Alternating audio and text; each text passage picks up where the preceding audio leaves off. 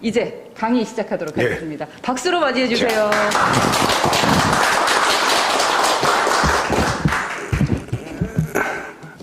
작년에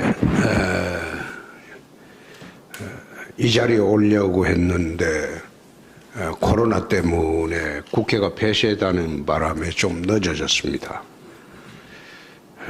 오늘 제가 이제 의원님 여러분들하고 말씀드리고자 하는 것은 정상국가로 가는 길입니다.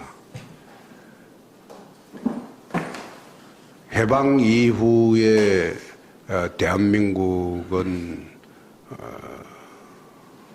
산업화 그리고 민주화 과정을 거치면서 물질적으로는 2년 전부터 소득 3만 불 시대로 들어가서 선진국가가 되었습니다. 그러나 지금 한국 사회에서 벌어지고 있는 각종의 또는 각 분야의 일들을 보면 과연 이게 선진국가가 맞느냐 그런 의아심을 많이 가지게 됩니다.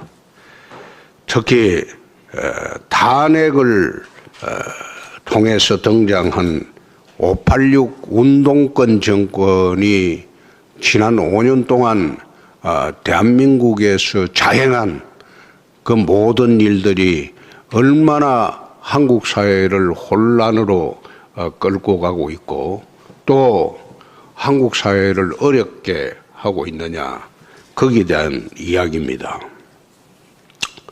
지금 대한민국은 정치면에서는 이게 권위주의 정권 시대의 국회를 연상시키는 그런 파행적인 국회상을 보고 있습니다. 야당이 제 역할을 하면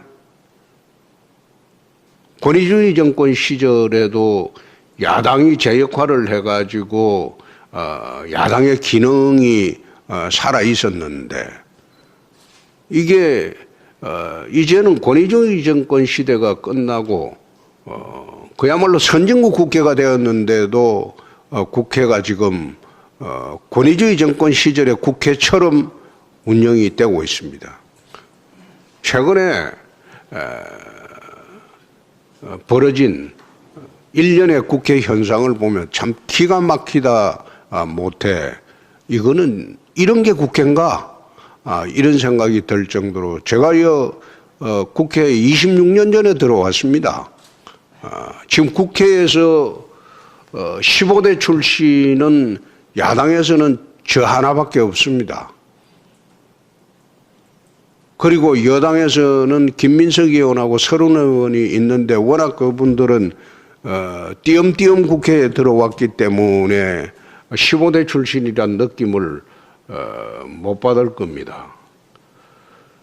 국회의장님이 16대 출신입니다. 그만큼 나 국회에 들어와서 26년 전에 들어와서 국회 경험을 여야 경험을 다 해봤습니다. 다 해봤는데 이런 정권은 본 일이 없었다. 이 대화와 타협이 없어요. 그냥 형식적으로 토론하고 힘으로 밀어붙이는 이런 국회가 돼버렸습니다. 근데 그 국회가 되는 데는 여러 가지 이유가 있지만은 지난 1년간 야당이 뭐 했느냐. 사실 거기 반성을 해야 됩니다.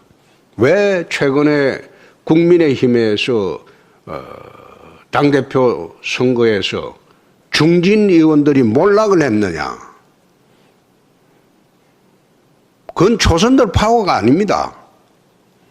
중진 의원들의 몰락을 당원과 국민들로부터 비난받고 또 선택을 받지 못하고 참패를 한 것은 그것은 초선들의 활약이 두드러져서 그래 된 것도 아닙니다. 중진들의 역할이 지난 1년간 아무것도 없었다. 김종인 체제의 뒤에 숨어서 아무것도 하지 않았다. 대여투쟁이라는 게 한 게 없다. 국민들 보기에는 중진무용론이 이번 당내 대표 선거에서 당대표 선거에서 여실히 드러난 것이다. 그만큼 국민들이 야당에 대한 기대를 저버렸다. 그럼 새롭게 한번 해보자. 그래서 이준석 당대표가 등장한 겁니다. 거기에 여러 가지 해석도 있지만은 세대교체 그런 뜻도 나는 아니라고 봅니다. 지난 1년간 당내에 무력했던 중진들의 역할이 결국 중진들의 몰락을 가져왔다. 국회라는 데가 어떤 데입니까? 국회는 대화와 타협, 소통으로 합의를 이루어 나가는 과정, 그것이 국회입니다. 그런데 21대 들어와서 보니까 야당은 무기력함이 그거는 참 눈에 보이고 국민들 눈에도 그래 비치죠. 나는 야당이 국회 본회의장이나 상임위에서 팻말 들고 한번 샤우팅하고 끝내는 우리 할 일 다 했다. 그래 끝내는 야당을 26년 동안 정치하면 본 일이 없습니다.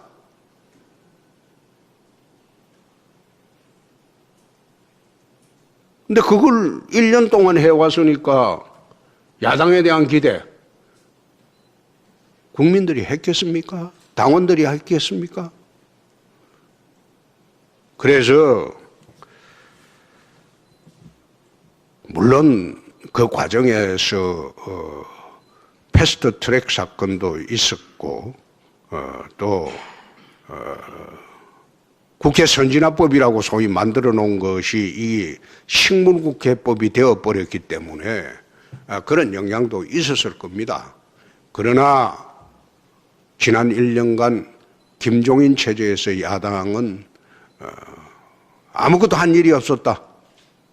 무기력했다.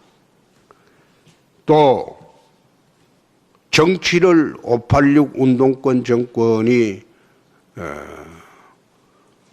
자신들만의 정의와 자신들만의 가치 기준으로 대한민국을 지금 끌고 가고 있다.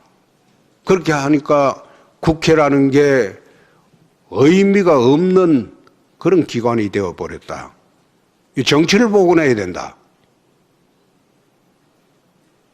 그래서 내가 어제 김기현 원내대표한테 국회를 정상화시켜달라. 정상화시켜라. 상임위도 받고 법사위만 고집해서 국회를 파행시키는 게 옳은 일이냐. 야당이 법사위를 맡아본들 게이트키퍼 역할을 지금 할 수 있느냐? 절대적으로 의석수가 부족한데.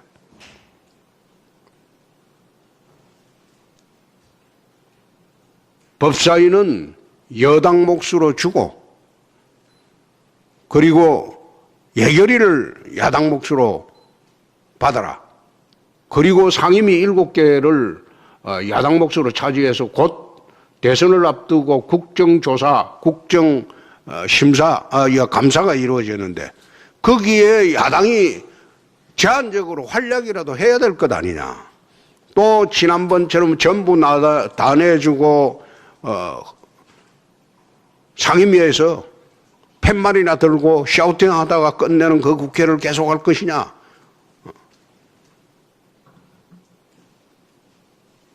그건 주호영 원내대표가 1년 한 국회 아니냐.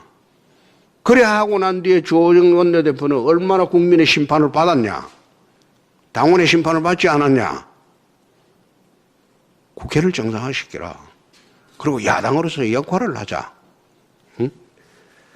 지금 586 운동권 정권은 국회를 하나의 수단으로 취급을 합니다.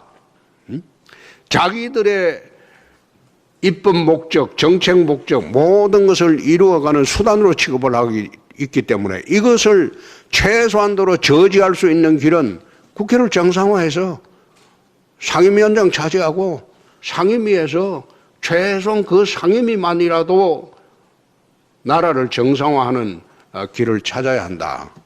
그 이야기를 한 일이 있습니다. 정치 분야가 그렇게 됐다면 경제 분야는 지금 더합니다. 문정권 들어와서 대한민국 경제 주체들은 전부 실험 대상이 되어버렸어요. 자영업자도 실험 대상 되고 소상공인 그리고 중소기업, 대기업 모든 경제 주체들이 실험 대상으로 전락을 해버렸다. 소득주도 성장론, 주 52시간제 그리고 강성노조 횡포 방지하는 그런 제도적 장치는 하나도 없고 지금 강성노조의 천국입니다. 대한민국은.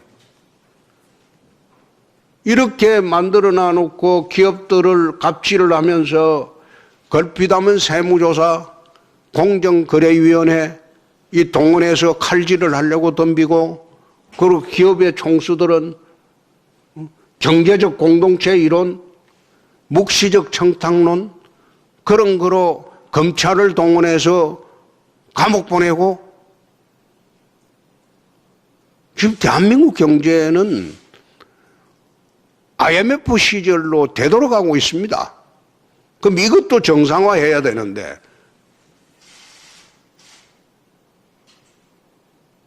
지금 정상화할 길이 요원합니다.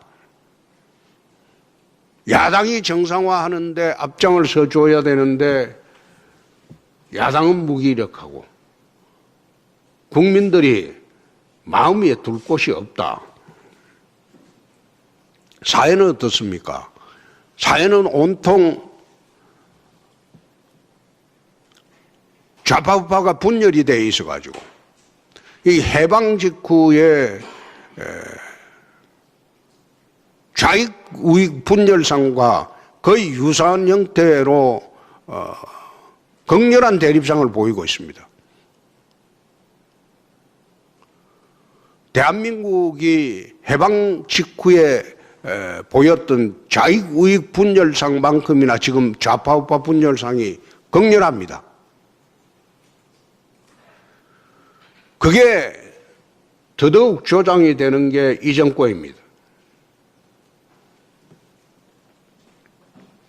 박근혜 대통령이 100% 국민 통합이라고 제시를 했을 때 내 저거 불가능한 구호다.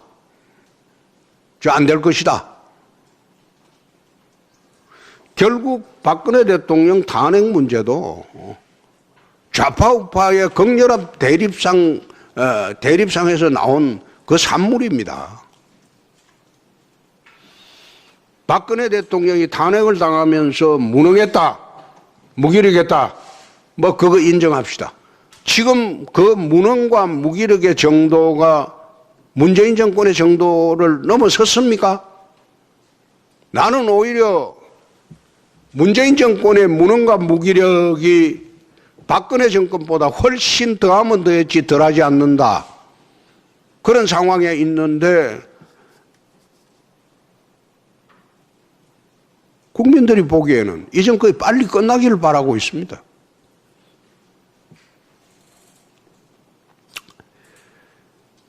외교면에서 보면 나라가 국제적 왕따가 되어 있어요. 대한민국이 해방되기 전에 19세기 말부터 20세기 중반까지 동북아시아, 한반도를 둘러싼 동북아시아 주변에 세계 대전급 전쟁이 6개가 있었습니다. 청일전쟁이 있었죠. 노일전쟁이 있었지. 만주사변이 있었지. 중일전쟁이 있었지. 거기다가 태평양 전쟁이 있었지. 6.25 사변이 있었지. 이게 6개가 세계 대전급 전쟁이에요. 세계사를 보면 발칸반도를 유럽의 화약고라고 했는데 발칸반도보다 더 화약고적인 성격이 대한민국을 둘러싼 동북아시아였어요. 19세기부터 20세기 중반까지. 근데 6.25 전쟁이 있고 난 뒤에 70년 이상의 동북아시아 전쟁이 있었습니까? 그 전쟁이 없었어요. 그 왜 전쟁이 없었냐? 국민들은 그걸 생각하지도 않고 식자청들도 그것을 왜 전쟁이 없었냐? 동북아시아가 세계 화약고인데 그거는 휴전선을 사이에 두고 한미일 자유주의 동맹과 북중러 사회주의 동맹이 세력 균형을 70년째 이루고 있기 때문에 군사적 균형, 세력 균형, 정치적 균형을 이루고 있었기 때문에 전쟁이 발발할 수가 없어요. 그럼 전쟁을 막아준 거는 한미일 자유주의 동맹입니다. 그럼 우리가 추구해야 될 것은 이 세력 균형을 계속 끌고 나갈 수밖에 없는 상황인데 지금 문정권 들어서 한중일 자유주의 동맹을 해체하고 북중러 사회주의 동맹에 들어가려고 하는 시도가 정권 초기부터 지금까지 계속되고 있어요. 그것을 국민들도 인지하지 못하고 정치인들도 인지한 사람이 별로 많지 않습니다.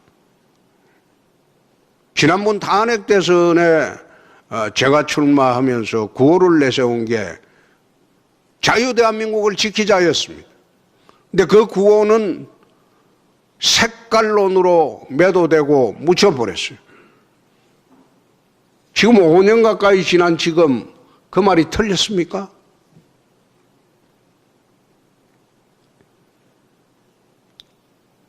전쟁은 세력 균형이 무너질 때 전쟁은 반드시 발발을 하게 되어 있습니다.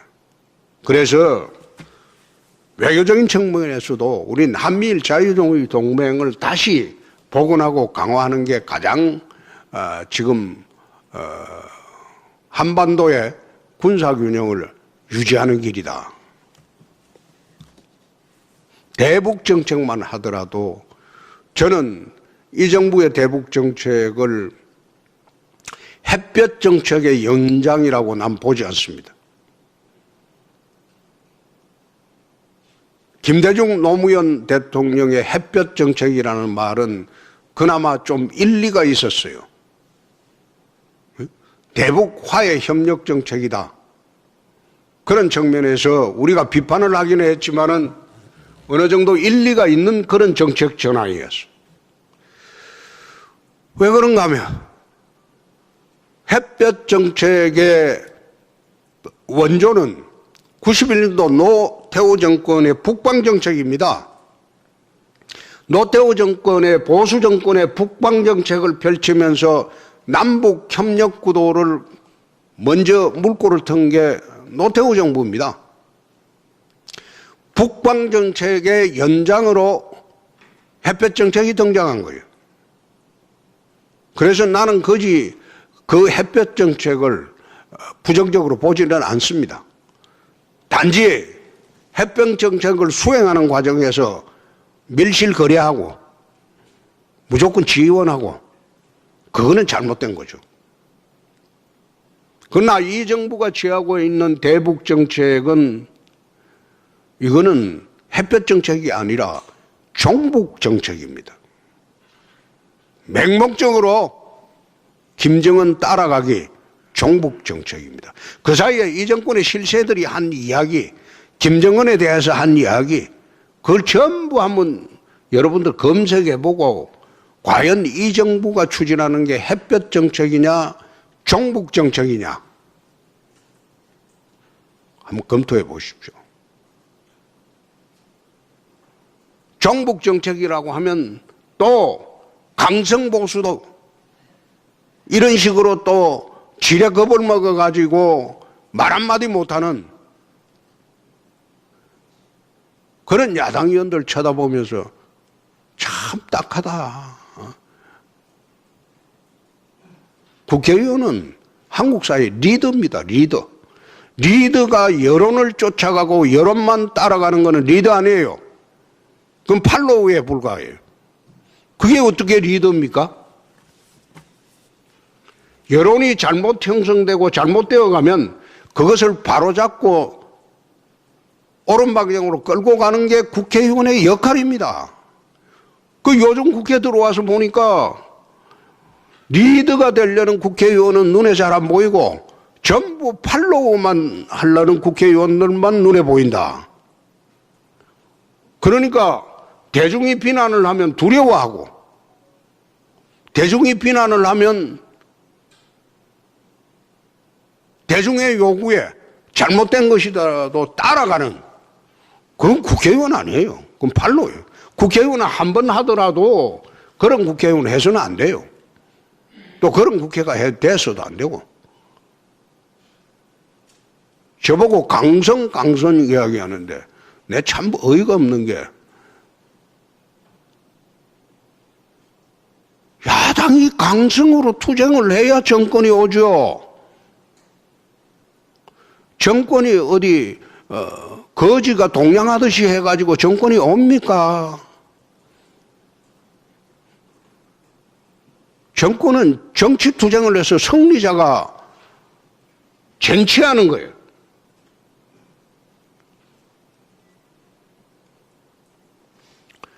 그럴듯한 포장을 해서 이미지로만 정권 잡아가지고 지금 문재인 정권 한번 보십시오.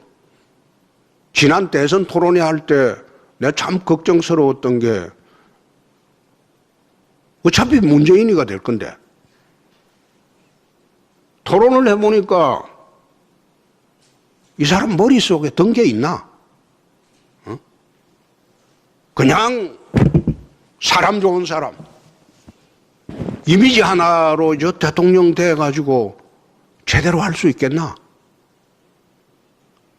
지난 대선 내내 내 그런 생각했어. 어차피 우리는 탄핵으로 망한 정당이 돼가지고 4%빼기 지지가 안 되니까 그 망한 정당에서 내 혼자 대선 토론 나가서 치고받고 하더라도 우리한테 표는 안 온다고 봤어요. 나는 안 된다고 봤어. 우리는. 그러나 당의 존립은 지켜야 하기 때문에 대선에 우리가 안 할 수가 없었다. 그래서 정치하는 분들이 리더가 되려고 생각을 해야지 팔로워가 되어서는 안 된다. 또 리더가 되려면 대중이 비난하는 것을 두려워해서도 안 된다.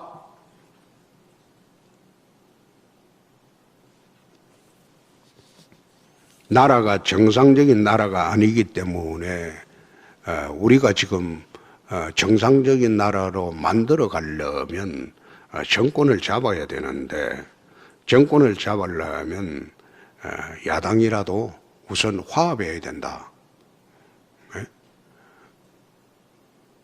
화합을 해야 되는데 제가 26년 하면서 우리 당의 특징 중에 하나가 소위 개혁파라고 주장하는 사람들이 국회 활동에 있어서 개혁 입법을 단 한 건이라도 낸 것을 본 일이 있느냐? 난 본 일이 없어요. 내 26년 정치하면서 자기들이 소장 개혁파라고 주장하면서도 떠들었는데 그 개혁파라고는 하는 사람이 국회의 개혁 입법을 단 한 건이라도 통과시켜 본 일이 있느냐? 나는 그걸 본 일이 없어요. 이게 중요한 게 그런 게 아니라 문의가 중요하고 이미지가 중요하고 그리고 정권을 찾아오려면 우리가 해야 할 일이 뭔지 이 사람들은 또 재미있게 보면 당내 투쟁은 참 기가 막히게 해요. 당내 투쟁을 하면 우선 자기한테 그 위험이 없어요. 대여 투쟁을 하면 저쪽에서 털고 공격하고 잡아놓고 하기 때문에 겁이 나서 못하고, 당내 투쟁은 또 열심히 해요. 그래서 그렇게 하지 말고 이제는 당이 전부 하나가 돼서 화합을 해야 된다. 정권 창출에 우리가 나가려면 화합을 해야 되고 통합을 해야 되고, 그리고 외부에 있는 사람과 연합을 해야 된다. 과거 우리가 주류일 때는, 보수 우파가 주류일 때는 우리는 연대를 해서 정권을 창출해 본 일이 없어요. 독자적으로 했어요. 주로 연대한 세력들은 민주당입니다. 그 당시에는 한국 사회의 주류가 우리였기 때문에 비주류들이 연대를 해서 정권을 창출했어요. 97년도 최초로 정권이 교체됐을 때 DJP 연대였습니다. 그 다음에 2002년도 무소속 정몽준 후보하고 단일화해서 연대한 겁니다. 그러나 우리는 언제나 연대해서 정권을 창출한 게 아니고 우리 독자의 힘으로 했습니다. 신한국당의 힘으로 하고, 또 한나라당의 힘으로 하고, 또 박근혜 때는 새누리당의 힘으로 하고, 다른 세력과 연대한 일이 없어요. 그런데 왜 그때는 가능했느냐? 그때는 우리가 한국 사회의 주류였기 때문에 가능했다. 지금은 주류가 바뀌었어요. 우리가 비주류가 됐다. 그럼 비주류가 되었으면 우리가 집권하려면 세력을 연대하는 방법밖에 없습니다. 그래서 그 연대의 대상이, 제1차적 대상이 안철수 대표의 국민의 당입니다. 그 3석밖에 없다고 깔보면 안 돼요. 연대를 하면 시너지 효과가 나니까. 그런 식으로 세력 연대를 할 수밖에 없다. 그래서 정권을 찾으려면 그렇게밖에 할 수 없다. 지금 우리 당은 헌정사에 없었던, 그리고 한국 정당사에도 없었던 초유의 청년 리더십이 탄생을 했습니다. 나는 그것을 아주 긍정적으로 봅니다. 당의 변화에 아주 국민들로부터 인정을 받을 수 있는 대표적인 상징으로 내가 그걸 받아들입니다. 그러면 정권은 국민들이, 그럼 너희들한테 정권을 맡겨주려면 정권을 담당할 능력과 그런 자질이 있는 그런 집단이냐. 국민들이 이제 두 번째 보는 관점은 그것이 될 겁니다. 과연 너희들한테 정권을 줄 때 나라가 어떻게 되고 나라가 정상국가가 될 수 있느냐. 아마 그걸 보게 될 겁니다. 어제 마크롱의 방식을 벤치마킹하고 오바마의 방식을 벤치마킹해서 인덱스 조사 보고서를 발표를 한 일이 있습니다. 결국 그것도 국민의식 조사가 이렇게 나왔기 때문에 앞으로 우리가 정권을 차지하려면 어떤 방향으로 힘을 모아야 한다. 그것을 보기 위해서 인덱스 조사 보고서를 발표한 일이 있습니다. 앞으로 그걸 기반으로 8월 말까지 당내 경선이 시작되기 전까지 미래 전략 보고서를 지금 준비를 하고 있습니다. 대한민국을 어떻게 만들고 이게 비정상국가로 전락한 대한민국을 어떻게 정상국가로 만들 수 있느냐, 그것을 지금 준비를 하고 있습니다. 제 이야기는 여기서 거치고 지금부터 토론 시간 갖도록 하겠습니다. 네. 질문하시죠. 네. 네, 감사합니다. 30분이 10분처럼 느껴졌던 시간인 것 같고요. 마이크 벗고 하세요. 아이, 마이크 벗고.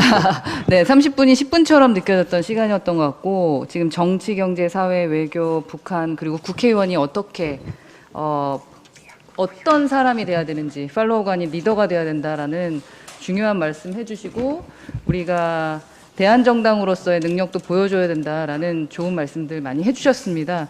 그동안 궁금했던 부분에 대한 저희의 또 질문으로 더 깊은 대화를 나눠야 될 것 같은데요.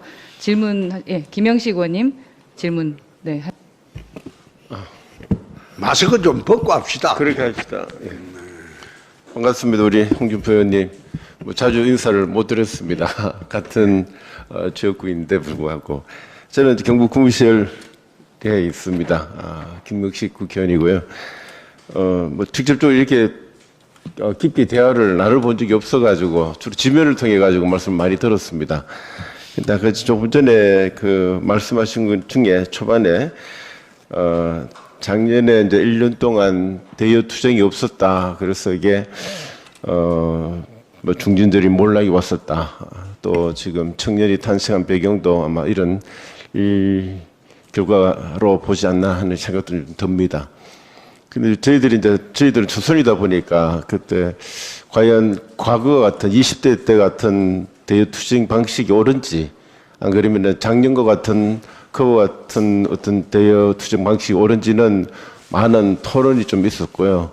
그때 저희들이 이제 봤을 때 너무 강하게 하는 대여 투쟁이 좀 심했다기보다도 국민들이 조금은 뭐라고 그러나 굉장히 뭔가 이런 그 대여 투쟁을 했더라도 뭔가 바뀌어지면 좋은데 바뀌지는 못했었으니 그런 부분에서 좀 많이 피곤했지 않았던가 하는 생각도 좀 들었었습니다. 그래서 어떤 변화가 저희들 필요했을 때 봤었고 내부적으로는 그래서 무엇이 옳은 것인가. 그러니까 강성을 그때 거기에 많은 부분이 노출이 되었고 국민들은 어느 정도 익숙해졌었다. 대여 투쟁하는 방식에서. 그런데 그것이 중도를 외연을 확정하는데 좀 저희들이 봤을 때는 좀 많은 마이너스 부분이 오지 않았던가 하는 생각이 들었었고요. 그래서 아마 그런 부분 외연을 확정하는 과정에서 투쟁 방식 조금은 바꿨지 않았는가. 그래서 우리가 법사위를 고집했었던 것도 한 사람의 단독 결정이 아니었고 많은 토론을 통해 가지고 내부적으로 결정되기 때문에 뭐 누가 누구한테 책임을 묻는다기보다도 결국 책임은 지도부가 지는 겁니다만은 내부 의견 수렴을 통해 가지고 아마 그렇게 갔었다. 그래서 결과적으로 보면 4.7 때 우리 그 보궐선거 때도 서울이나 부산에서 압승을 이루었던 것도 또 하나의 통합을 이룬 것도 뭐 그런 부분에 좀 기억을 하지 않았던 하는 생각도 한편 들거든요. 그래서 이게 강이 좋은지 이게 좋은지는 모르지만 지금 현재까지 이 상태를 보면은 어떻게 됐든 그게 좋게 미쳤든 나쁘게 미쳤든 모르겠습니다만은 지금 현재의 상태를 보면 나쁜 결과는 아니었었다. 그래서 우리가 요즘 부분들도 한 번 더 고민을 할 필요가 있지 않겠나 생각이 들었었고요. 그래서 조금 전에 말씀하셨던 부분이 이제 그 부분을 말씀을 하셨는데 제가 이제 질문 드리고 싶은 거는 그겁니다. 그래서 우리가 전번에 4.7 보궐선거 때 압승으로 이겼던 부분이 그 전에 대여 투쟁이 약했다. 그러니까 좀 대여 투쟁이 없었는데도 불구하고 이겼는데 이 부분을 어떻게 설명을 했으면 좋을까 하는 부분에 대해서 궁금해가지고 질문을 드리고자 합니다. 이해되시는지 모르겠습니다. 서두가 좀 길었습니다. 지금 웅웅거리셔서 내가 정확하게 한마디로만. 제가 정확히 말씀드리면은 대여 투쟁이 없었다고 이랬었습니다. 작년에. 예? 대여 투쟁이 없었다. 작년 1년 동안. 대여. 투쟁. 예. 이 말소리 잘 안 들립니까? 예. 울려가 그런 거구나. 예. 울려가지고.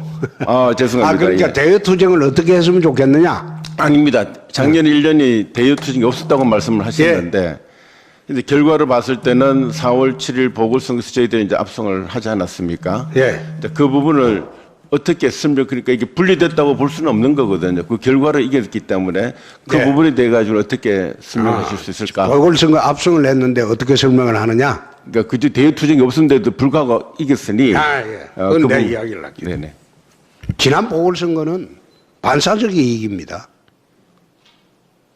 정치판에서 제일 중요한 거는 자기가 잘해서 득표하는 경우는 별로 없어요. 상대방 실수로 이기는 경우가 상당히 많습니다. 지난 보궐선거의 본질은 LH 사태. LH 사태고 정부에 대한 불신이 극에 달했던 게 LH 사태입니다. 그리고 우리 당에서 그 사이에 중도 외연 확장을 위해서 투쟁을 안 했다. 나는 정치판의 중도라는 걸 믿지 않습니다. 정치판의 현실 정치판에 중도가 없습니다. 중도를 위한 정책이 무엇이 있습니까? 중도라는 개념은 스윙보트 계층입니다. 미국에도 스윙보트 주가 있어요. 선거할 때마다 7개 주의 향배가 대통령 선거를 좌우합니다. 그게 스윙보트 주라고 해요. 중미국에는 중도라는 개념이 없어요. 현실 정치에서 중도를 위한 정책 자체가 없습니다. 현실 정책은 좌파 정책이냐 우파 정책이냐 그거밖에 없어요. 중도를 위한 정책이 없어요. 중도라는 분들은 소위 이쪽이 세냐 저쪽이 세냐 할 때 센 쪽을 따라가는 게 정이 휩쓸려 따라가는 게 정이 중도 계층입니다. 정치하고는 관심이 없는 계층. 그 사람들은 이번에는 이쪽의 주장이 옳겠다고 하면 확 쏠리는 게 그게 중도 계층입니다. 중도들은 싸움을 싫어한다. 좌파 우파도 싸움 싫어해요. 싸움 좋아하는 사람 대한민국에 그건 조직폭력배밖에 없어요. 그러나 왜 싸워야 하느냐? 그거는 우리가 내세우는 정당의 가치를 실현하기 위해서 그게 훼손되는 걸 막기 위해서 싸우는 겁니다. 근데 그런 이념과 가치의 훼손을 막지도 못하면서 무슨 선거에 이기려고 하고 그 선거에 이겨본들 무슨 정치적 성공이라고 할 수 있습니까? 나는 황교안 나경원 체제에서 강경투쟁을 했기 때문에 우리가 총선에 졌다. 천만에. 그때 강경투쟁할 때 광화문 나가보셨습니까? 주당 깔고 아카데미상 시상식 하듯이 투쟁을 했어요. 소위 거기에 나왔던 당 지도부들은 절박감이 없었어요. 국민이 쳐다보기에 야당이 투쟁을 하면 절박감이 있어야 돼요. 그래야 동조를 해요. 그런데 광화문에서 투쟁을 할 때 빨간 주단을 깔고 언론에 비치기에 그 손 흔들면서 무슨 아카데미 시상식 하듯이 그런 식으로 투쟁을 하니까 국민들이 싫어하는 겁니다. 야당은 가진 것 없고 그리고 짓밟히고 힘들다는 게 대한민국 정치 현실입니다.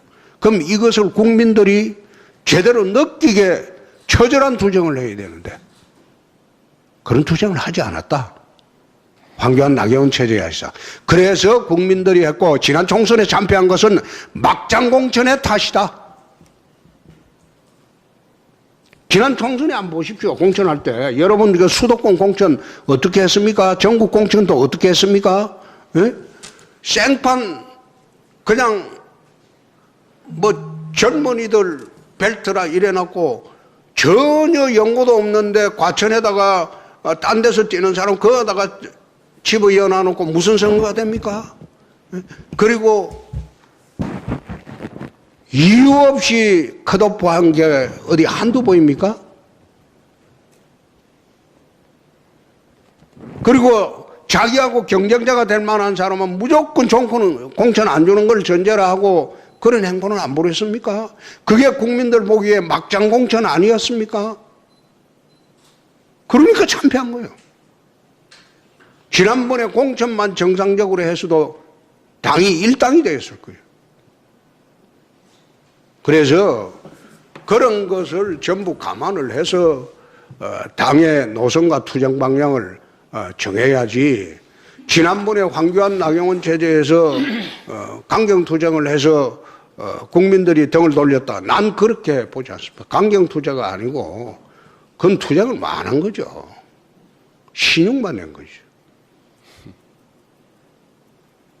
예를 들어서 문정권 초기에 북한의 김영철이가 내려왔어. 천안함의 폭침의 주범입니다. 그때 내가 당대표를 하고 있을 때 우리 장애투쟁 하지 말자고 그랬어. 그런데 장제원, 김무성 의원들이 천안함 폭침의 주범을 대한민국의 통일대로로 내려오게 할 수 있느냐.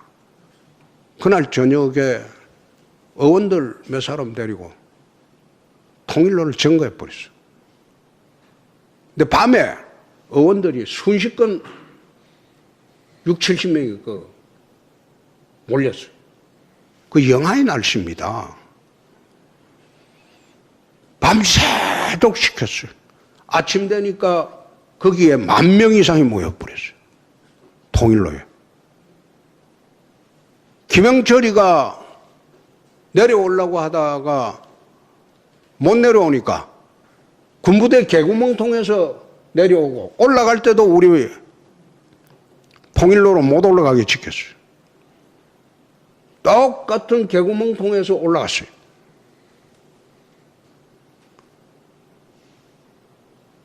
야당이 결기를 보일 때가 있어야 됩니다. 근데 그 결기를 보이는 투쟁을 황교안 나경원 체제에서는 한 일이 없었다. 국민들 보기에 그건 장식용 투쟁이었다. 투쟁을 해야 할 시기에 하지 않고 타협해야 할 그 순간에 투쟁하는 바람에 패스트트랙 사건이 생긴 겁니다. 그 패스트트랙 사건이 있을 때 내가 밖에 있다가 하도 안타까워서 황교안 대표 단식장에 갔어요. 청주지검 초임검사로 만난 일에 32년 만에 그 단식장에 처음 본 거예요. 32년 만에 봤죠. 내가 황 대표한테 고생한다. 그런데 이러다가 의원들 다 다친다. 선거법만 막아라. 연동형 비례대표제 이거는 진짜 말도 안 되는 선거제도다. 선거제도 맞고 공수처 넘겨주라. 이건 정부 조직법이다. 저가 집권했기 때문에 정부 조직을 한번 하려고 하는데 우리가 집권하면 동서권 폐지해버리면 되지 않느냐. 정부 조직을 그래 하려고 하는데 그걸 왜 목숨을 거냐. 의원들 다친다. 민주당에서 그 당시에 선거법만 우리말 들어주고 공수처법만 통과시켜주면 선거법은 안 하겠다고 그랬어요. 정치라는 게 극렬 타협하는 순간, 극렬 대립하는 순간도 있지만은 타협도 해야 된다. 그게 정치다. 근데 나 알아듣는 줄 알았어요. 근데 결국은 국회의원들 지금도 9명에 10명 기소돼 있죠? 내가 단정적으로 이야기 못하지만 살아나기 어려울 거예요. 힘들 거예요. 우리가 집권해서 어떤 식으로 해결하는 방안이 있으면 모르되 공소 취소하면 모르되 그렇지 않고는 그게 국회 선진화법의 상징입니다. 동물국회 방지법입니다. 근데 그게 첫 케이스로 지금 기소가 됐는데 그 쉽게 살려주겠습니까? 그래서 내가 그때도 그랬어요. 대투쟁할 때는 하고 타협해야 할 순간에는 타협을 해야 된다. 그게 정치다. 근데 그거 안 하고 결국 그래 됐어요. 지금 우리 당이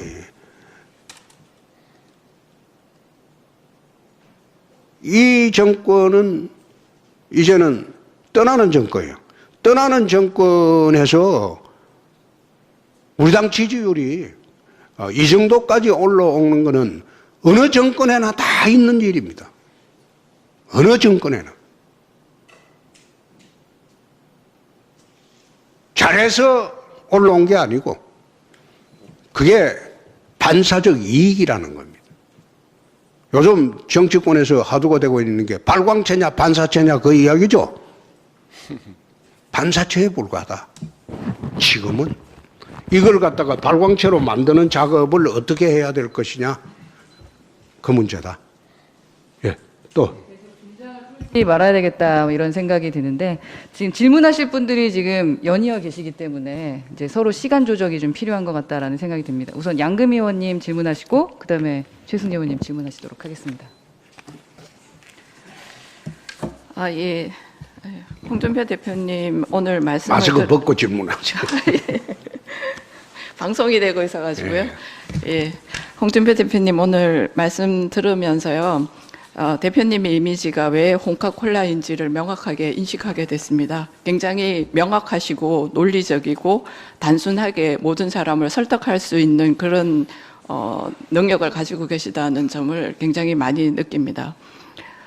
그러면서 동시에 제가 10년 전에 읽은 책 중에 이미지가 모든 것을 삼킨다라는 책을 제가 읽은 적이 있습니다. 근데 이제 우리 홍준표 대표님의 많은 이미지들 가운데서 많은 분들이 걱정하시는 이미지도 또한 가지고 계시는 걸로 제가 알고 있습니다. 첫 번째가 이 페이스북 정치를 통해서 상대에 관한 저격을 굉장히 잘하신다. 라고 하는 이미지를 가지고 계시는데 이건 아마 대표님이 가지고 있는 정치에 대한 명확성 때문에 그럴 것이라고 저는 짐작하기는 하지만 이 부분에 대한 이미지를 극복하셔야 된다고 생각을 하고 있고요. 그렇기 때문에 당내에서의 다른 후보들과의 화합적 이미지 그런 부분에 대한 약점을 저는 가지고 계시다고 생각을 합니다. 이 부분에 대해서 어떻게 극복하실지 아니면 본인이 그런 정치를 하고 있지 않다는 것을 지금 이 자리에서 어떻게 설명할 수 있을지를 부탁드리겠고요. 그 다음에 두 번째, 아까 우리 당내에서 개혁적 세력들이 실제적으로 개혁적 법안을 낸 게 하나도 없다라고 말씀을 하셨습니다. 그렇다면 홍준표 대표님께서 만드신 개혁적 법안은 대표적으로 어떤 걸 소개하고 있으신지 그 부분에 대한 내용을 설명해 주시고요. 그 다음에 두 번째로 제가 듣고 싶은 내용은 뭐냐 하면 정책 부분에 관한 건데요. 지금 사실 우리 당의 이대남의 부분에 대한 굉장한 열망들이 있어서 사실 우리 국민의힘에 20대, 30대의 남성분들이 많이 돌아오고 있습니다. 그럼에도 불구하고 민주당을 떠난 20대, 30대의 여성들은 우리 당으로 돌아오고 있지 않습니다. 이 부분에 대한 젠더적 갈등이 지금 사회적으로 굉장히 많은 문제들이 되고 있습니다. 근데 이걸 제가 질문 드리는 이유는 이게 주 내용이라기보다는 이런 부분에 대해서 대표님이 가지고 계시는 사회적 화합적 통합에 어떤 메시지를 내실 수 있는지에 대한 내용을 말씀해 주시기 바랍니다. 이상입니다. 예. 제가 정치를 하고 난 뒤에 검사가 정치인으로 변심해서 검사의 때를 빼는데 8년이 걸렸습니다. 재선의원까지는 나는 당에서 DJ 저격수라고 하면 내가 가장 잘했으니까요. 그리고 노무현 저격수라고 하면 내가 가장 잘했으니까. 내가 이야기하면 아파하니까. 내가 이야기하면 또 그게 말이 맥히니까. 내 8년을 노무현 저격수, DJ 저격수를 했어요. 우리가 야당이 있던 시절에. 삼성이 되고 난 뒤에 저격수 정치는 하는 게 아니다. 검사 때는 하는 거다. 검사라는 직업은 선악을 가려주면 되는 직업이에요. 간단해요. 좋은 사람, 선한 사람 봐주고 악한 사람 단죄하고. 검사라는 직업은 간단한 직업이에요. 그러나 정치판에 들어와 보니까 이 선악이 공존하는 집단이더라 이 말이에요. 같은 당의 의원이라도 내가 보건데 저건 도둑놈인데 근데 그 사람을 배척을 할 수가 없어요. 같은 당의 의원이고 상대 당 의원도 보면 저놈 진짜 나쁜 놈인데 근데 같은 국회의원을 하다 보면 배척을 할 수가 없어요. 그래서 그 때를 벗는데 선악을 기준으로 세상을 살다가 선악이 공존하는 판에서 살아야 한다는 그 때를 벗는데 8년이 걸렸어요. 아마 3선 되면서 내가 저격수 정치는 안 한 것으로 압니다. 지금도 아마 저격했다. 나는 참 불쾌한 게 잘못된 것을 지적하는 것이지 그건 저격이 아니다. 그건 저격수 정치가 아니다. 저는 하면서 피아를 구분하지 않습니다. 잘못됐다고 볼 때는 그건 지적하고 넘어가야지 그걸 갖다가 우리 편이라고 감싸주고 남의 편이라고 또 지적 안 하고 지적하고 그런 정치는 하지 않습니다. 우리 편이라도 이거는 정말로 넘길 수 없고 잘못된 것이라고 하면 그건 지적을 해서 시정을 하든지 잘못된 길을 바로 잡아가는 것도 하나의 정치다. 난 그런 생각을 하기 때문에 지금은 그런 걸 하지 않습니다. 또 경선을 하게 되면 후보들과의 이제 논쟁이 벌어지는데 우리끼리 화합하면 경선을 할 필요가 없죠. 화합해서 추대하고 끝나면 되죠. 박근혜, 이명박 두 분이 붙었던 2007년도 한나라당 경선이 과거에 DJ 노무현, DJ와 YS가 붙었던 그 경선에 버금가는 경선이었어요. 그 경선 형행으로 우리가 수월하게 대통령이 돼버린 겁니다. 마찬가지로 경선 때는 화합은 언제 하느냐? 경선 끝난 후에 하는 겁니다. 경선 때까지는 화합이란 말을 할 수가 없죠.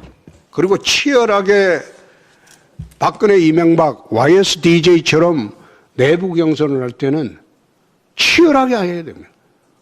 국가 자질, 이 사람이 국가를 담당할 자질이 있느냐?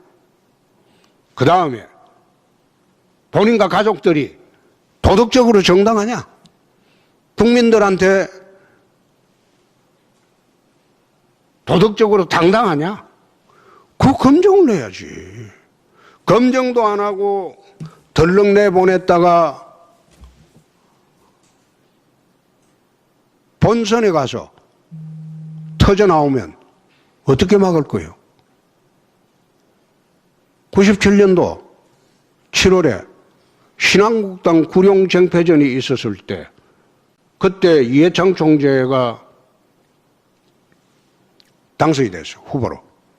그때 7월 말에 이해창, 김대중 지지율이 53대 15였어요. 그건 도화각신문에도 다 그래놨어요. 그때는 집전화가 있던 시절에서 여론조사가 정확했습니다. 지금하고 달리. 들쭉날쭉하는 것도 달리. 집전화로 여론조사만 했으니까. 압도적으로 그거는 게임 안 된다고 했어요. 그런데 경선 때 한두 마디 나오고 사라졌던 자녀 병력 면제 부분이 터지기 시작하니까 10월 초에 가서 10%대 초반으로 폭락을 했어요. 그 국민 감정이 그걸 받아들이지 않는 거죠. 그래서 우리들이 건의하고 부랴부랴 자녀 중에 한 사람을 소록도로 보낸 겁니다. 그래도 보고이 안 돼요. 불가피하게 민주당 하던 조순 총재를 끌어들여가지고 합당을 하고, 그때 국회의원이 한 9명밖에 안 됐죠, 민주당이. 꼬마 민주당이었으니까. 한나라당으로 바뀌면서 조금 살아났어요. 그러나 결국은 자녀 병력 문제를 경선 단계에서 거론을 되긴 됐어요. 근데 그걸 사람들이 치열하게 검증을 못했어. 우리끼리 경선이니까. 본선에 가서 거기 터지기 시작하니까 결국은 97년도도 치고 5년 뒤에는 한번 지나갔던 병력 문제 아니냐. 그래가지고 우리가 안심하고 다시 내보냈는데 5년 뒤에도 안 되더라 이 말이에요. 그거는 경선 때 화합하라. 그 말씀은 경선하지 말고 추대하라는 말씀하고 똑같습니다. 세 번째, 소장개혁파들이 개혁정책 내세운 게 없다. 니는 뭐 있냐? 아마 여러분들이 정치판에 들어오기 한참 전에 국적법 파동이 있었을 거예요. 특권층들이 해외 나가서 언정 출산하고 자식 병력 회피시키는 그 법안 발의했을 때 국회 사상 최초로 그게 홍준표법이라고 했어요. 그 좌파 법안입니다. 그거는 보수 우파 법안이 아니고 진보 좌파 법안입니다. 반값 아파트 법안을 노무현 정권 부동산 폭동 시절에 이 법안을 국회에서 내가 통과시킨 일이 있어요. 근데 이 법안을 제대로 시행됐다면 지금 부동산에 이런 폭동이 오지 않았을 겁니다. 근데 그 법안은 경남지사로 가 있을 때 이것도 좌파 법안입니다. 국회에서 여야가 합의로 폐기해버렸어요. 지금 그 법안이 없습니다. 없어진 법안 들고 이번에 서울시장 후보하는 박영선 후보가 반값 아파트 운운함이 들고 나온 겁니다. 그런데 저거 국회에서 여야가 합의로 저끼리 그 법안을 폐지해 놓고 나는 그게 건설업자들 로비로 알고 있습니다. 또 중소기업이 대기업이 중소기업의 기술을 침탈할 경우에 징벌적 손해배상 제도를 한국 최초로 2010년도 도입한 것이 바로 접니다. 그래서 대기업이 중소기업의 특허 기술 침탈을 못하게 원천적으로 막아줬습니다. 그 외에도 내 법안 통과시킨 게 많죠. 그런데 사람들은 지난번에 진중권 교수하고 대담을 하니까 그 이야기를 하니까 자기는 그거 까먹었대요. 까먹었대. 국회의원 활동을 하면서 나는 좌파 법안도 내갖고 통과시켜 본 일이 있고 우파 법안 내갖고 통과시킨 일도 있습니다. 그게 기준이 국익입니다. 국익. 나라의 이익에 맞는가? 국민의 이익에 맞는가? 그래서 국민의 이익, 나라의 이익이 맞는다고 판단이 되면 좌파 법안도 내가 통과시켜 본 일이 있고 우파 법안도 통과시켜 본 일이 있습니다. 그리고 좌파 진영의 사람들하고 나는 개인적으로 친한 사람이 많습니다. 내일 모레 아마 내일인가? 김어준 방송에도 내가 5년 만에 나갑니다. 대선 때 나가고 김어준 방송에도 내가 5년 만에 나가는데 나가서 내가 김어준이 김어준 씨 좀 혼내려고 그래요. 그 사람 원래 저하고는 20년째 아는 사람인데 형님 동생하고 지낸 지가 20년 됩니다. 그래서 만나서 식사도 하고 같이 이제 이야기도 하는데 생각은 달라도 인간관계는 나는 유지를 합니다. 생각은 달라도. 씨와의 만남이 정말 기대되고요. 저 오세훈법이라고 불렸던 법이 있지 않습니까?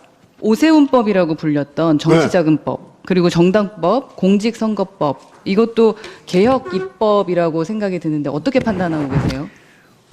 그 법의 배경을 이야기를 하겠습니다. 그때 오세훈 의원이 불출마 선언을 하고 있을 때인데 정계특위위원장이 이재호 의원입니다. 그 당시에 오세훈 의원이 정계특위 강사였어요.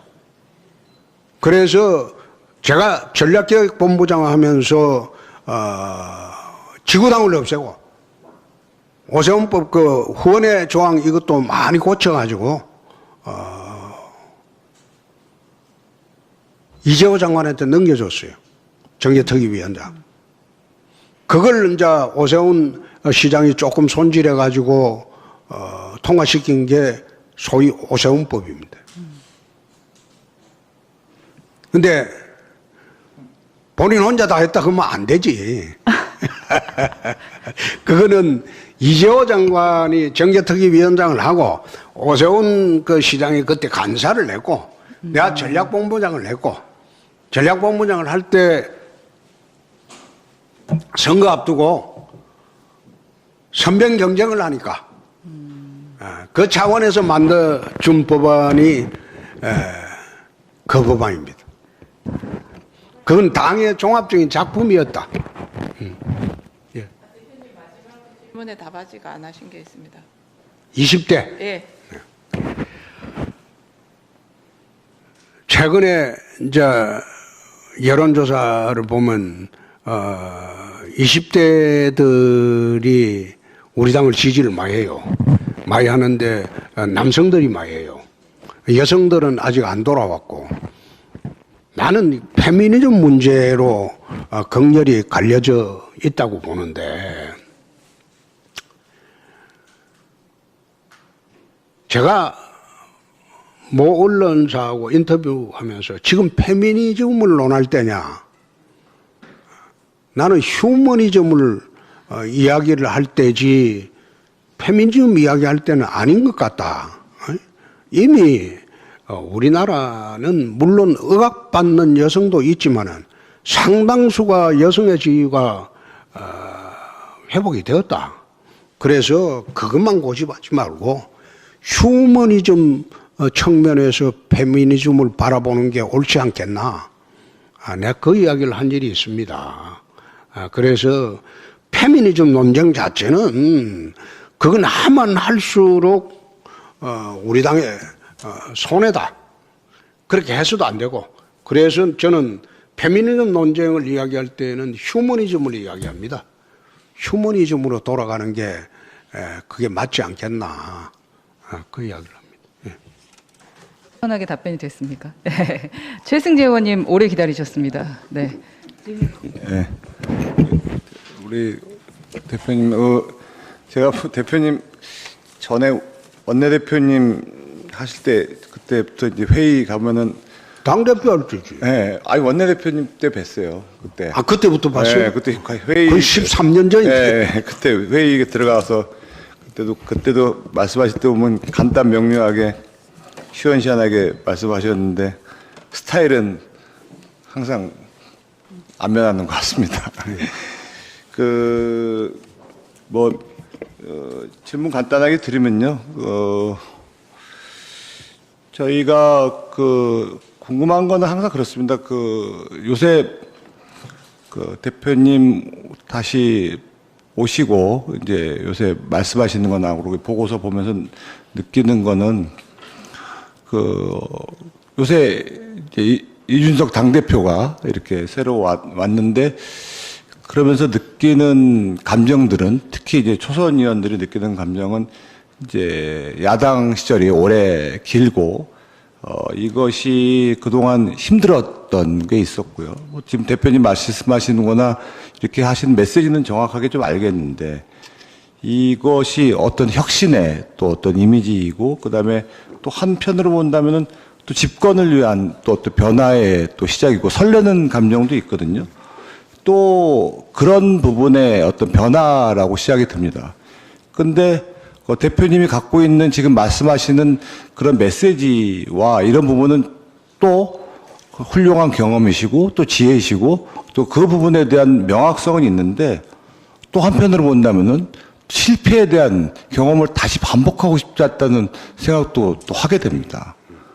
이게 이 어찌됐다 보면은 그동안 오랜 경험과 지혜에서 나오는 것도 있지만 또 기회를 살리는 설레는 이 결과를 가지고 싶은 이중적인 생각도 있다는 거죠. 확장성이라는 부분은 또 가질 생각이 있다는 생각을 하게 됩니다.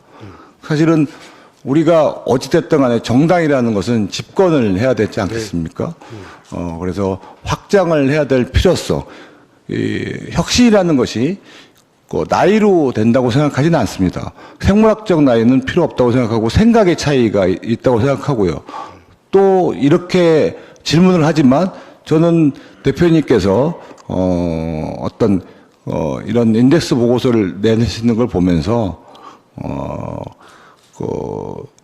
어떤 국정에 관련된 부분보다 지금 말씀하시는 오늘 강의를 들으면서 당을 집권을 위한 시스템을 만드시는 데 부분에 대해서 정말로 경험을 살려서 만드시는 기초를 다지신 부분을 해 주신다면은 거꾸로 더 어떤 부분에 대해서 우리가 초선 의원들하고도 훨씬 더 교류도 잘 되고 그다음에 정말 지금까지 대표님이 새로운 또 혁신의 또 이미지도 더 살리지 않을까 또 생각이 좀 드는데요. 이 부분에 대해서 좀 말씀을 좀 해주셨으면 좋겠습니다. 제가 정치판 처음 들어올 때 그때 혁신의 아이콘이고 개혁의 아이콘이었어요. 그 당시는. 근데 세월이 지나고 보니까 저격수가 돼버렸고 당에서 그래 요구를 했으니까. 그리고 매수원 검사로 돌아가 버렸어요. 삼선 이후에는 저격수 정치를 안 하려고 했고 또 뭔가 잘못된 제도 이것은 한번 바꿔보려고 노력을 했습니다. 저희 말씀하시는 확장성 문제는 결국은 이미지 정치를 좀 해달라. 국민들은 속속들이 모르니까 좀 이미지 정치를 해달라. 저는 26년 하면서 이미지 정치를 한 번도 해본 일이 없습니다. 있는 그대로 국민들한테 보여주고 있는 그대로 판단을 받으면 된다. 늘 그런 생각을 해왔습니다. 그런데 몇몇 사람이 이미지 정치로 성공을 하는 걸 보고 나도 좀 저래 해봤으면 좋겠는데 그게 지금 요즘 하고 있는다고 옆에서 이제 말을 시켜주는 대로 말을 조언하는 대로 따라가고 있는데 그게 잘 되지가 않아요. 잘 되지가 않는데 확장성 문제는 그렇습니다. 결국은 이미지 정치를 좀 제대로 해달라는 뜻인데 앞으로 이제 그 문제도 최 의원이 걱정하지 않도록 잘해보겠습니다만은 저는 제가 꼭 대통령 후보가 되어야 되고 대통령이 되어야 된다. 그 생각으로 정치는 하고 있지 않습니다. 나라가 정상화되어야 되고 저는 이 땅에 태어나가지고 검사 11년 해봤고, 국회의원 5번이고, 도지사 2번 했고, 당대표 2번 했고, 원내대표 1번 했고, 거기다가 대통령 후보까지, 망한 정당의 대통령 후보까지 해봤어요. 나는 그 고집하지는 않습니다. 고집하지는 않는데, 대통령 선거를 아마 여의도에서 가장 많이 치러본 사람은 절 겁니다. 이해창 총재 2분 후보, 그 다음에 이명박 박근혜, 그 다음에 망한 정당이지만은 내가 나가서 선거를 직접 해봤으니까 5분의 대통령 선거 운동 기간 중에서 가장 핵심적인 역할을 해본 사람은 선거 구조나 선거 운동 방향이나 흐름을 가장 많이 경험한 사람은 여의도에서는 여야를 통틀어서 절 겁니다. 그래서 다음에는 어떤 식으로든 정권을 되찾아오는 게 급선무가 아니냐, 그런 측면에서 지금 정치를 하고 있는 것이지, 내가 꼭 내가 돼야 되겠다 그런 생각으로 하고 있는 거 아닙니다. 기꺼이 양보도 하실 생각이십니까? 뭐라고? 양보하실 생각도 있으신 겁니까? 양보라는 말은 어폐가 있지. 될 분을 밀어주겠다. 그거는 치열하게 상호 검증하고 토론을 해서 당원들과 국민들의 선택을 받은 사람을 그거는 후보로 하는 것이지, 무슨 정치에 있어서 그 후보가 양보가 어딨노? 그건 말이 안 되는 소리야. 왜냐하면 예를 들어서 지난 그 문재인 대통령 득표율이 41%였지 않습니까? 근데 그 의원님이 24%였고, 그리고 안철수 의원이 대표가 21%, 그리고 유승민 전 의원이 6.8%였습니다. 한 사람이 중간에 양보를, 만약에 안철수 대표가 양보했다면 우리 의원님이 되실 수도 있었던 상황이라고 생각합니다. 나는 그래 보지 않습니다.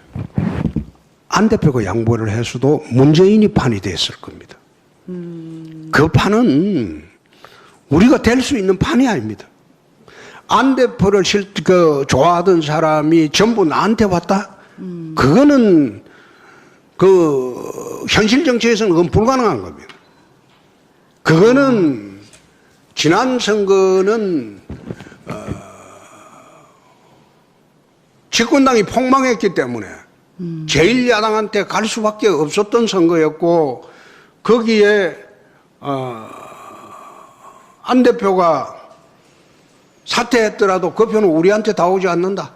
그러니까 단일화 때문에 우리가 대선 단일화 건 해도 그건 아니다. 안 되는 선거예요. 깨끗하게 인정하시는 거예요. 그거 네. 단일화 해도 안 되는 선거예요. 알겠습니다. 그 당시에 단일화 이야기가 잠깐 나왔었는데, 안 대표 쪽에서는 단일화 이야기가 잠시 나왔어요. 나왔는데 우리 측에는 당이 붕괴가 돼 있어 가지고 그 당시에 당직자들이 저녁 10시 되면 다 퇴근했어요. 대선 상황에. 세상에. 토요일 일요일 출근을 안 했습니다. 대선 때요. 대선 때. 그 당에서 대선 공약을 만들어준 게 내 기억으로는 거의 없습니다. 나 혼자 내 입으로 만들었지. 그러다 보니까 교육 분야 공약은 언론에 빈칸으로 나간 일도 있어요. 공약 자체가 없었다고. 그 당시에는 내 경기도 어디에 오락해서 가보니까 하천변에 한 20, 30명 모아놓고 대선 유세하고 가라고 합니다. 아마 참패가 뻔한 선거에 어느 국회의원이 유세차를 타겠습니까? 아마 유세차 탄 사람도 거의 많지 않을걸요. 거의 안 탔어요. 그럼 선거는 해보나 마나였어. 근데 그런 상황에서 우리 대선 조직 자체가 없었는데 원맨쇼를 하는 대선인데 단일화 협상을 할 창구가 없었어. 문재인 정권 막아야 된다고 안철수 측에서 그 이야기는 간접적으로 흘러 들어온 거는 들었는데 뭘 협상할 창구가 없었어. 우리 측에 창구가 없었어. 그럼 지나간 일이고 앞으로도 이런 상황이 벌어진다면 저희는 어떻게 해야 됩니까? 표가 분산이 됐을 때. 정권 교체를 위해서라면 단일화를 해야 되겠죠. 그거는 당연히 해야 되겠죠. 그거는. 네, 감사합니다. 다음 이제 홍석준 의원님 질문해 주시고 마지막으로 조명희 의원님 질문해 주시겠습니다. 늘 예, 우리 존경하는 우리 홍준표 우리 대표님께서 아침에 이렇게 귀중한 시간을 내셔서 우리 초선 후배 의원들에게 좋은 말씀 해주셔서 대단히 감사드리면서 우리 대표님 이미지는 저 사진에 있는 저 미소만 딱 띄면 저는 딱 좋을 것 같습니다. 예, 우리 또 허나 또 의원이 또 이미지 쪽에서는 아주 전문가니까 조언을 받으신 것도 좋을 것 같습니다. 대표님 그 말씀 중에 나는 그렇게 하지 않았고 또 대통령만 생각하지 않는다 말씀에 정말 공감이 가는 게 저희 국회의원들도 결국은 국회의원이란 자리가 아니라 국회의원으로서 할 수 있는 일을 위해서 이 자리에 있다고 저는 기본적으로 생각을 해야 된다고 생각을 합니다. 우리 당도 결국은 정권 교체를 위해서가 아니라 오늘의 주제처럼 결국은 정말 이 나라를 정상 국가로 만들기 위해서 정권 교체를 해야 된다는 그런 어떤 생각을 당연히 이제 가져야 된다고 이제 생각을 하면서 저는 옛날부터 우리 우파 보수 쪽은 너무 과거에 우리가 한 일, 특히 또 우리 진영에 있는 사람들의 장점보다는 너무 어떻게 보면 좀 단점을 우리 스스로 이야기를 대내외적으로 많이 한다.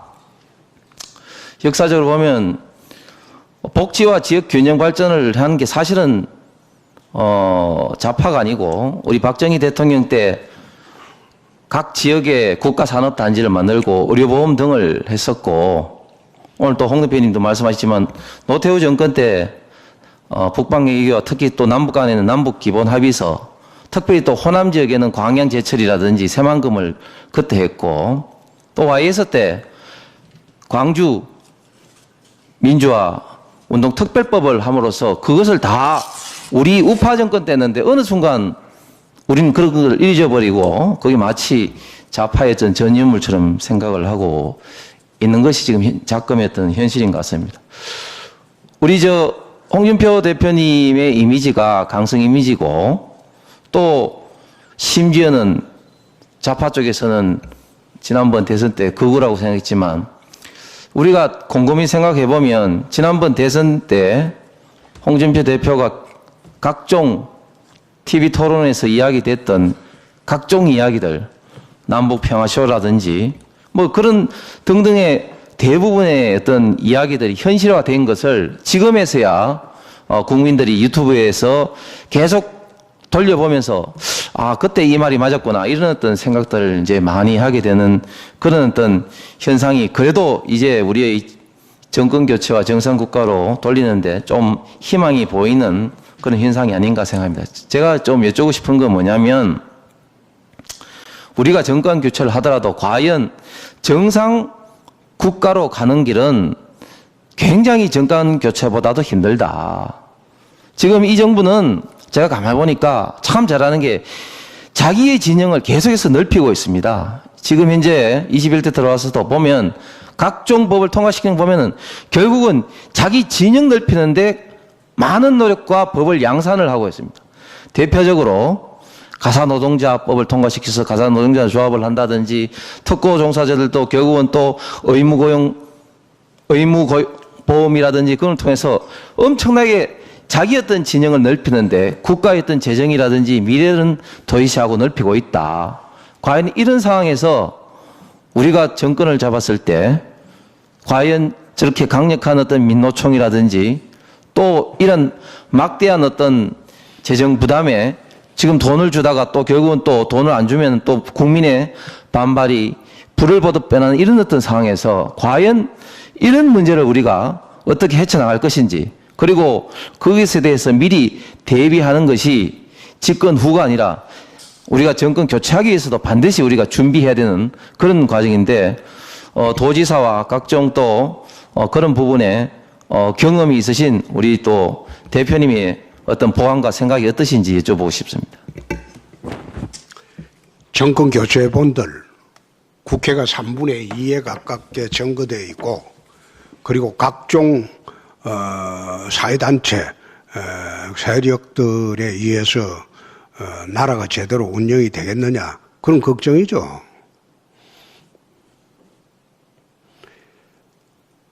교체되면 내가 가르쳐 줄게. 그거는 대통령의 힘이라는 거는, 특히 단임제 대통령의 힘이라는 거는 뒷일을 생각할 필요가 없어요. 응? 그렇기 때문에 대통령의 힘이라는 거는 정말 강력합니다. 근데 역대 대통령 중에서 자기 강력한 힘을 국가를 위해서 제대로 사용을 안 하죠. 무슨 후환이 두렵고 겁이 나니까. 지금 우리가 정권 잡아본들 국회가 장악이 돼 있고 각종 사회단체들이 전부 저 사람들에 의해서 지배되고 있는 상황에서 나라 운영이 되겠느냐. 그러니까 이미지 보고 뽑지 말고 강력하게 나라를 이끌 수 있는 사람을 뽑아야지. 응? 전부 이미지 보고 뽑아놓고 이제 초반에 2년 내내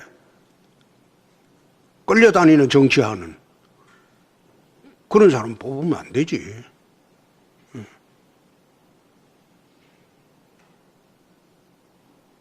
국가를 정상국가로 끌고 갈 수 있는 그런 자질과 능력, 그리고 그런 추진력이 있는 사람을 대통령으로 내세우면 나라가 달라지지요. 그거는 제가 되면 그때부터 보여줄게. 나라를 어떻게 끌고 가는지.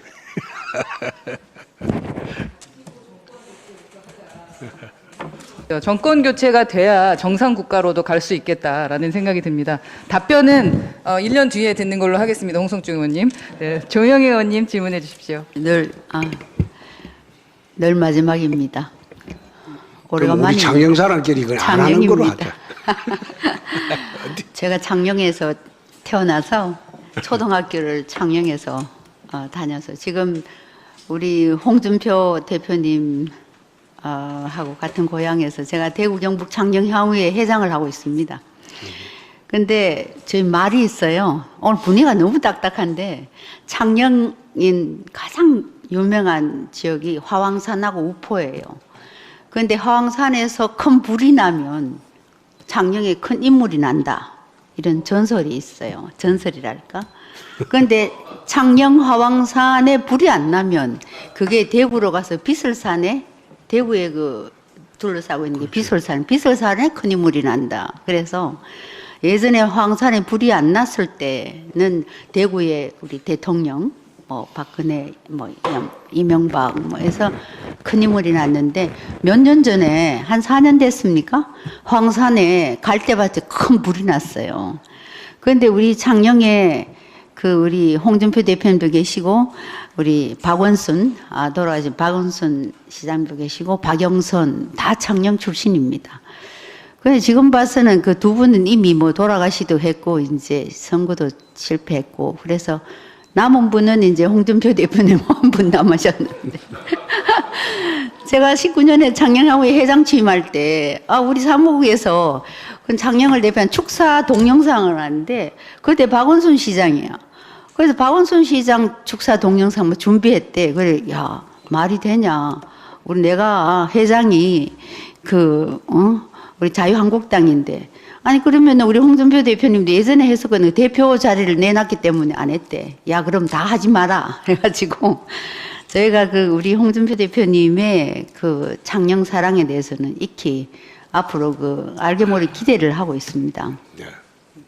그래서 제가 20대 때 19번 받고 제가 못 들어가고 있으니까 대선 때, 홍준표 대표님 대선 때 제가 얼마나 기울여진 운동장이었으면 모든 대선 유세지원 본부에서 저보고 19번이니까 와서 거두라라 해서 제가 문화홍보단장을 했습니다.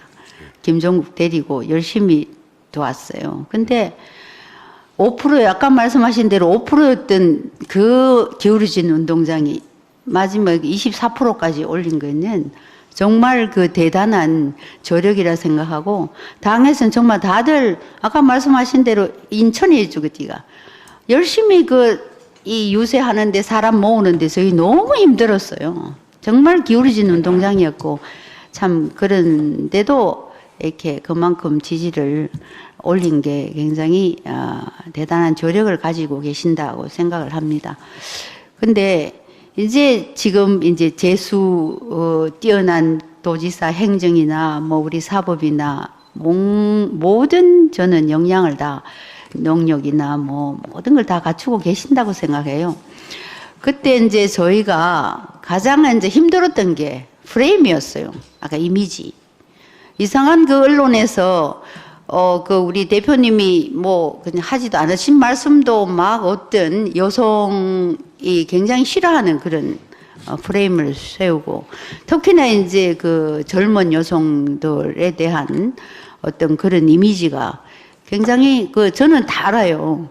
대표님이 실제 그런 게 아닌데 말씀을 유세를 하시는데 앞뒤 말 다 자르고 중간에 딱 안 좋은 말만 이렇게 보도를 하고 이래가지고 언론이랄까 어떤 이렇게 서적이랄까 이런 데에 어떤 나쁜 이미지가 있어요. 그래서 지금 그때는 우리가 너무 기울어진 운동장이었고, 또 민주당은 아까 말씀하신 대로 상대방이 못해야 이긴다는 게 이게 정치라고 그랬었듯이, 지금 이번에는 그때와 다른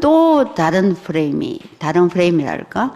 원내에도, 그래도 복당하셔가지고 굉장히 우리 원내에서는 가장 큰 지지율을, 지금 높은 지지율을 또 가지고 계시는데, 원외에 지금 또 굉장한 또 라이벌이랄까?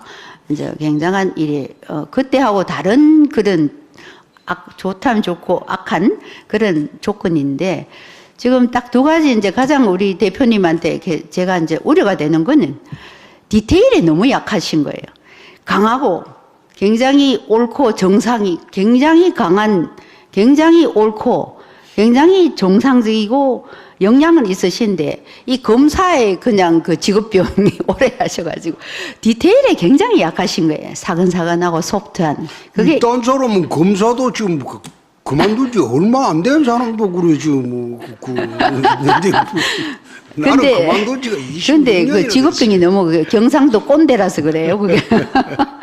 두 번째는 여성, 아까 페미니즘 말도 나왔는데, 여성 그동안에 어떤 여성에 대한 어떤 그런 젊은, 20, 30, 40대까지 젊은 여성들에 대한 네거티브한 이미지를 어떻게 극복하실 건가.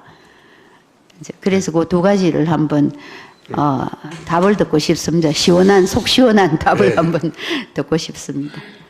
우선 막말 프레임으로 지난 5년 동안 내가 고생을 했죠. 5년 동안 고생을 했죠. 그런데 이제는 그 프레임을 걸기가 어려울 겁니다. 저를 막말 프레임으로 계속 가져가려면 이재명 지사는 막말을 넘어서 그건 쌍욕하는 사람이야.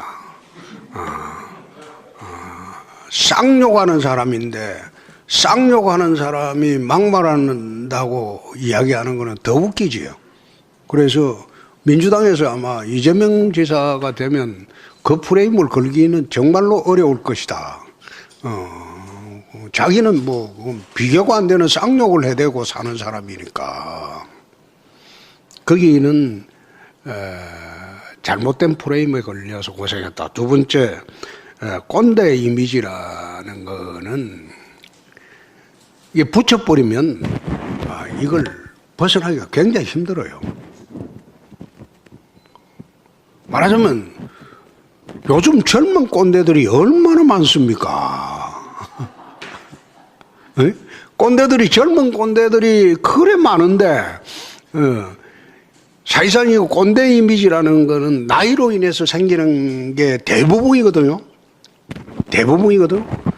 그러니까 나이가 이제 70을 바라보고 가고 있으니까 꼰대 이미지 벗으려면 젊게 살아야 되는데 옷도 젊게 입고 청바지도 입고 뭐 요즘 나 참 딱하게 보는 게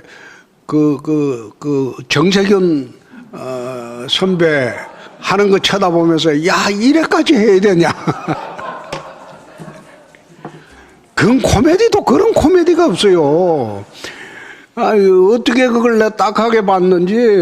그래서 그걸 어떻게 이제 벗을지는 허나 의원한테 앞으로 많이 가르침을 받겠습니다. 그리고 젊은 여성 문제인데 제가 이야기하는 것은 남성 우월주의자가 아니고 홍준표는 상남자입니다. 난 막 그렇게 살아요. 적어도 내각시에 관한 문제는 그는 내가 무한 책임을 지고 사는 거예요. 내가 며칠 전에 조국 장관도 이야기하면서 한번 또 이야기한 일이 있는데 자기 각시를 가정에서 일어난 일을 지가 책임지고 들어갔으면 지각시 살고 지 딸 살고 그 다음에 자기 사촌동생 살고 친동생 살고 다 살았을 건데 자기가 빠져나가려고 하는 바람에 딴 사람들이 가족 전체가 범죄자이 돼버렸어요. 내가 그런 거 쳐다보면서 저렇게 살면 안 된다. 가족에 무슨 일이 있으면 각시가 잘못했으면 내가 책임지겠다고 해야지. 내가 대신 들어가야지. 나는 인생을 그래 살아요. 그래서 내가 그 여성 문제 이야기할 때 난 내각시덕에 사는 사람이다. 지금 40몇 년 동안 내가 이 자리에 오기까지는 내각시덕이다. 그 이야기를 하는데 이제 그게 왜 그게 시발이 됐나 뭐 정치판이 이게 참 우스운 게 YTN의 안드로메다라는 프로가 지난 대선에 있었는데 거기 나가서 설거지 해본 일 있냐 그래 물었길래 내 부엌에 들어가 본 일이 없다. 응? 아니 우리 집사람이 못 들어오게 해요. 그게 남자가 부엌에 들어오는 거 아니다. 아니 그러니까 옛날에는 그랬다니까. 옛날 우리 시대에는 지금은 다른 게 지금은 부부 맞벌이라고 캐리어 우먼 시대야. 여성이 사회활동을 본격적으로 하는 시대야. 그러니까 우리 아들들은 요리도 하고 밥도 짓고 다 합니다. 우리 아들들은. 그리고 집안 청소하고 육아하고 그 다음에 전부 다 똑같이 합니다. 그런데 저희들이 결혼했던 그 무렵 시대에는 경상도에서 특히 더했죠. 경상도에서는 남자가 부엌에 들어오는 걸 갖다 금기시했어요. 그런 전통이 있었어요. 그래서 나는 언뜻 그 생각이 나서 와이팅 가서 난 부엌에 들어가 본 적 없다. 설거지 해본 일 있냐? 해본 일 없다. 그 소리 해가지고 이제 그때부터 몰매를 맞기 시작하는데 모든 것을 거기에 초점을 맞춰버리니까 그 무슨 이야기 해도 그게 메시지가 이제 안 들어가는 거예요. 그 뒤에 내가 설거지도 해요. 이제 나이가 들어가지고 집사람하고 둘이 살면서 설거지도 하고 밥도 짓고 다 해요. 그런데 그런 문제가 있다는 거 이제 하고 정치판이라는 거에 조 의원님 한번 이제 본격적으로 이제 시작을 하셨으니까 한번 겪어보세요. 거기서 한 번 삐끗한 오해를 받기 시작하면 그 오해 푸는데 얼마나 많은 시간이 소요되고 그리고 그게 정치 끝날 때까지 그 오해가 안 풀리는 수가 서다합니다. 그거는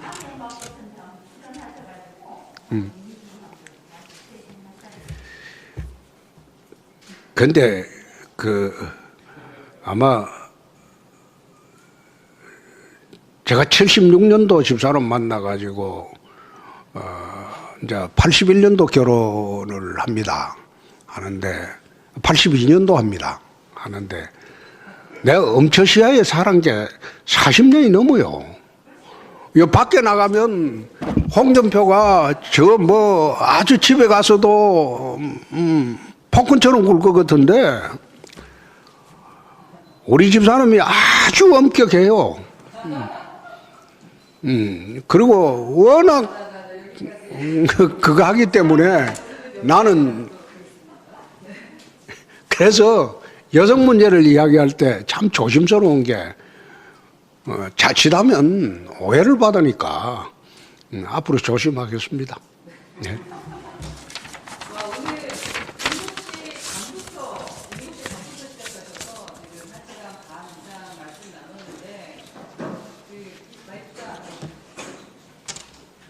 지금 함께한 시간 동안 홍준표 의원님 전 대표님의 매력을 충분히 발휘하고 가신다라는 생각이 듭니다. 다만 아쉬운 것은 있습니다, 대표님.